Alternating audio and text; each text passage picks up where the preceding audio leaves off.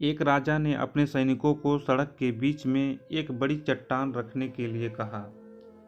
चट्टान को बीच सड़क में रखवाकर राजा ने अपने सैनिकों से छुपकर उस चट्टान पर नजर रखने के लिए कहा कि देखना उस चट्टान को रास्ते से कौन हटाता है। लोग उस जगह पर आते रहे और जाते रहे, लेकिन किसी ने भी उस चट्टान को रास्ते से हटाने की कोशिश नहीं की। उस चट्टान के पास से लोगों के गुजरने वालों में राजा के कुछ करीबी लोग और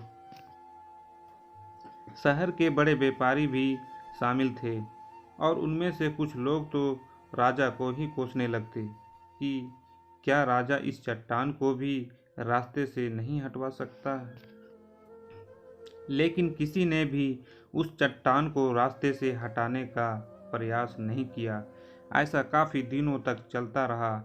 एक दिन एक किसान अपनी सब्जियों के साथ उधर से गुजर रहा था। उसने चट्टान को रास्ते में पड़े देखा और सोचा कि सबको इस चट्टान की वजह से कितनी तकलीफ हो रही है। उसने अपनी मजबूत लाठी से उस चट्टान को एक तरफ धकेलने की कोशिश शुरू कर दी। काफ़ी कोशिश के बाद वह उसे सड़क से हटाने में कामयाब हो गया। चट्टान रास्ते से हटाने के बाद किसान अपनी सब्जियों को उठाकर जाने ही वाला था कि अचानक उसकी नज़र एक पोटली पर गई, जो ठीक उसी जगह पर पड़ी थी जहां से उसने वह चट्टान हटाए थे। उसने उस पोटली को खोलकर देखा तो उसमें सोने के कई सिक्के थे, और उन सिक्कों के साथ राजा का एक संदेश भी था, जिसमें लिखा था कि ये सोने के सिक्के उनके लिए हैं जो इस चट्टान को रास्ते से हटाएगा। दोस्तों, बिल्कुल ठीक इसी तरह हम सबके लाइफ में भी कई परेशानियां आती है। कुछ लोग उन परेशानियों से बचकर निकल जाते हैं